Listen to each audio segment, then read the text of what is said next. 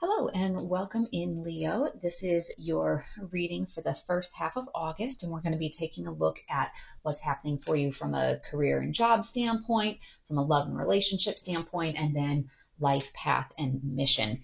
So before we jump into things that are specific for you, a couple of big picture things that are happening in the beginning of the month.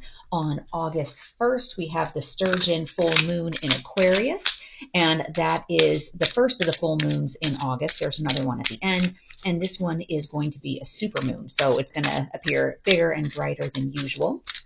So that is a wonderful time if you live somewhere where you'll be able to see the full moon, if you're able to maybe go for a moonlight stroll and just kind of take in all that. I love that good positive energy. Also, if you use crystals, that's a good time to set them out so that the energy from the full moon can cleanse them and kind of get rid of that maybe negative energy that's been building up in those crystals.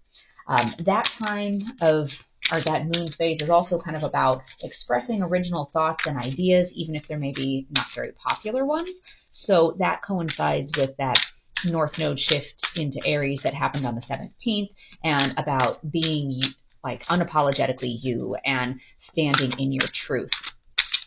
One of the other things that's happening at the beginning of the month, it's actually already started happening, was the Lionsgate portal, and that peaks on August 8th, and then the portal closes on August 12th.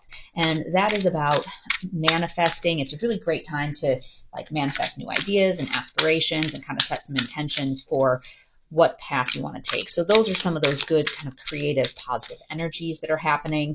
There's also a number of planets that are in retrograde, and we'll talk about those as we get into the reading. So let's go ahead and dive in and see what things are in store for you, Leo. We'll start out with the job career path standpoint, and so that's the Seven of Wands in reverse in the, that's the Eight of Wands in reverse, and that's in the recent past, Seven of Pentacles in the present, and Queen of Wands as the energy that's wanting to come up. So with your Eight of Wands in reverse, that's kind of that bad timing and missed opportunities and kind of some slowness there. So maybe it's a situation where either there were things coming up in your current job, maybe some getting passed over like for promotions or projects to work on, or if you're in the process of looking for a new job, that maybe there was some opportunities that were missed there from an interviewing standpoint or getting that job.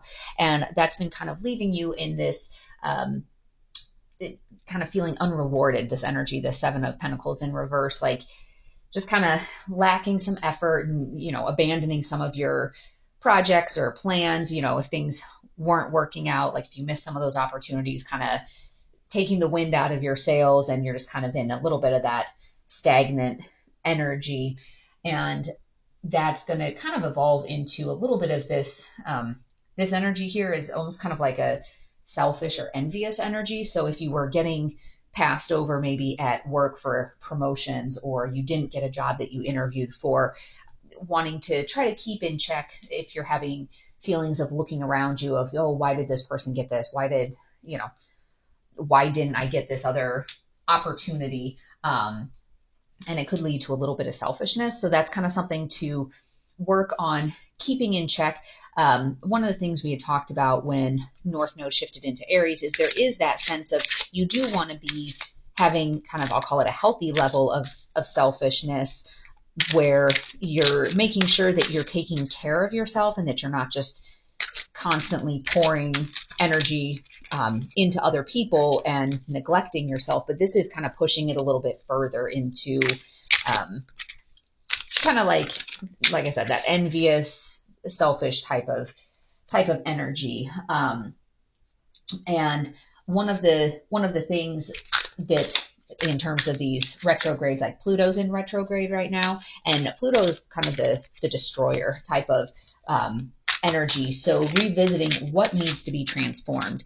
And when you're dealt a hand where you feel like, you missed some opportunities or you were passed over, kind of looking at what could you do differently to change that, but also maybe what was the purpose of that lesson? Was that lesson that you needed to work harder or do something differently? Or was that kind of a message from divine, from God, from spirit saying, this isn't where your energy should be focused. You should go in a different direction. So these doors were closing to keep you from going down a path that you shouldn't have been going down. And that's something, Saturn in retrograde is about where should we be putting our energy? How can we attain our goals? So it could be that if there was a missed opportunity, maybe that was on purpose so that it drives you in a different direction that's more in line with where you want to be going in your life. So let's take a look at what is in store for the first half of August for you, Leo, as it pertains to love and relationships. So we have the 10 of Wands in reverse, Ace of Cups in reverse, and the 6 of Swords. So this 10 of Wands in reverse, that's kind of like you've been feeling stressed out or kind of burned out with your relationship, whether that's a friendships or whether that's a romantic relationship. Maybe you feel like you've been doing all of the effort or all of the work. And with this card, you can see the burden of carrying all of those wands. And so when it's in reverse like this, it's kind of that, just like I said, burnout stage, and you're just stressed out. And so that's what you had been feeling, leading to this energy, which is kind of feeling like unloved, and you're having some of these creative blocks. And with Venus going retrograde in Leo, that has happened, and that really puts a focus on relationships. And so that Leo energy is the creative energy. So if you're feeling right now like kind of a lack of creativity, hopefully that Venus in retrograde will help push that into a more creative space that's going to move you in a positive direction. So it looks like it is in your future, or like the energy that's trying to come up. This 6 of Swords, that's those positive changes, moving forward, traveling. You can see in the card itself, the person's in the boat and they're traveling in a direction. So it looks like the situation is turning around, and you're going to be moving in that more positive direction from a relationships, love type of standpoint. Let's also take a look at what is happening in your life path and mission part of your life. Okay. We'll do a cut. All right, so you've got your 10 of Cups in reverse, 8 of Swords in reverse, with the likely outcome or the next level of energy being the Hermit in reverse. Or I'm sorry, that's not your 10 of Cups, that's a 9 of Cups in reverse. And this is, kind of feeling disappointed or uninspired. If you have been trying to think about like, what is your purpose? What is your mission? And maybe you've just been struggling with, what is it? I really haven't been able to put my finger on it. And you're just kind of like, I don't know, feeling unfulfilled in what you're doing. That could be a sign that it's time to change direction. And you are moving in that space. So that's where you were. And then this is really about freedom. So, when the 8 of Swords shows up like this, it's all about this kind of self-imposed prison. You can see the person feels like, oh my gosh, there's nowhere for me to go. I can't see, I'm all tied up. But what she doesn't see is that most of the swords are behind her, and it's just having that faith in divine to take the step forward. There's a path out of it. So when it shows up in the reverse like that, the 8 of Swords in reverse, it is about taking control and seeing that freedom and walking out. So you're looking at, that's kind of where you are right now of, okay, that path didn't work out for me. That wasn't the direction that I was supposed to be going in. So I'm going to go ahead and break free. I'm going to step out and see, where it is that I need to go. So sometimes though, that does kind of come along with a little bit of sadness, depending on what your path is. So the way that this is kind of playing out is the Hermit in reverse is, feelings of loneliness and being like withdrawn and some sadness, and whether it's because your path is maybe leading you away from people in your life. Sometimes, and that's one of the hard things, is as you reach new levels of healing and enlightenment, sometimes the people that you were identifying with before, they identify with who you were, but as you heal and as you grow as a person, some people may not be people that are growing with you. And so if that's the case, then there's kind of some sadness of leaving some of those things behind.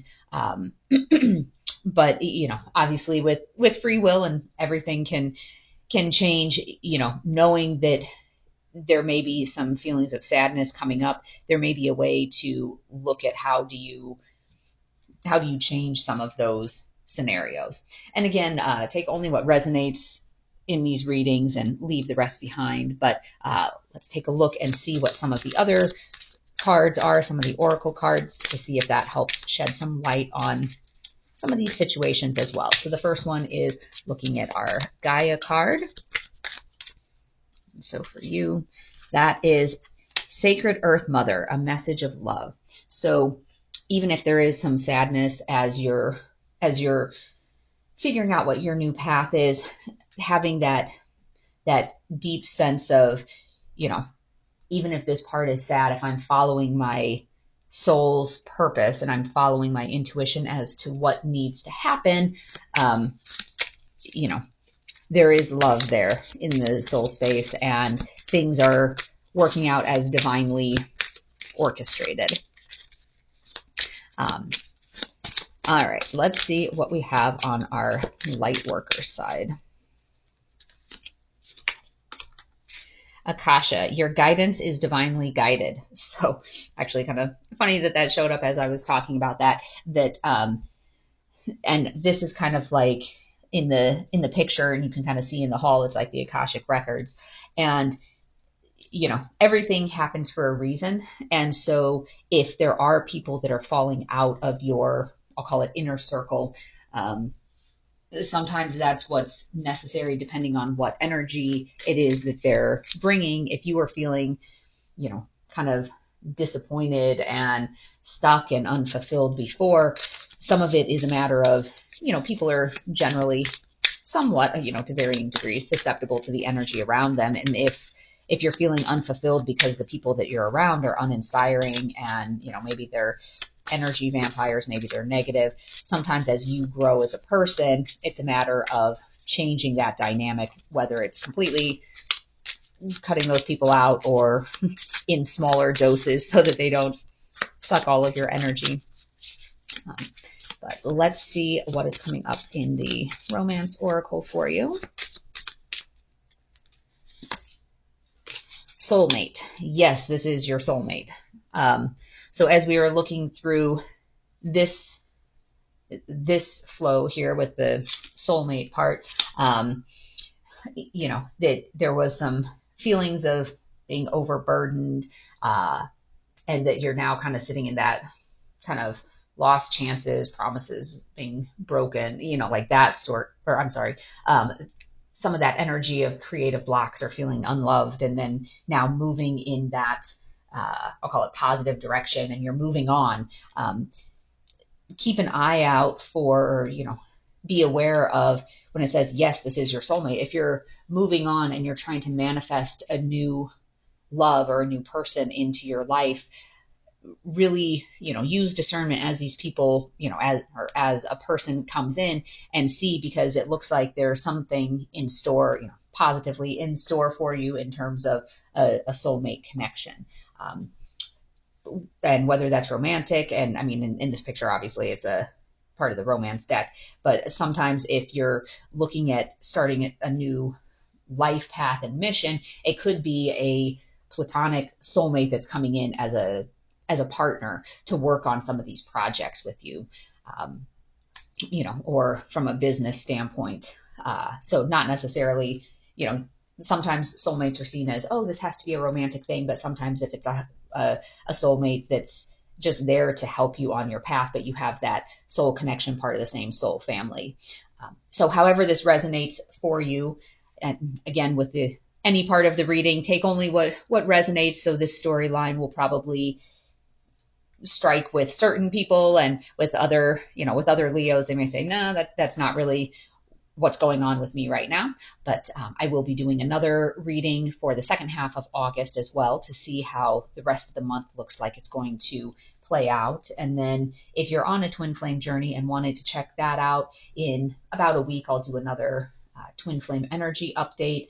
And then I also do the daily card pulls as well. So I hope you found this information to be helpful. And if you think it's something somebody else would enjoy hearing as well, feel free to share it with them. And if you wanted to keep an eye out for any of those future videos, you can hit the subscribe and the notifications so that you'll get those alerts when the new videos are posted. But in the meantime, like I said, I hope this was helpful for you and gives you some things to think about as you go about your journey for the first half of August. And I wish you peace and joy along that path, and we'll see you next time. Bye-bye.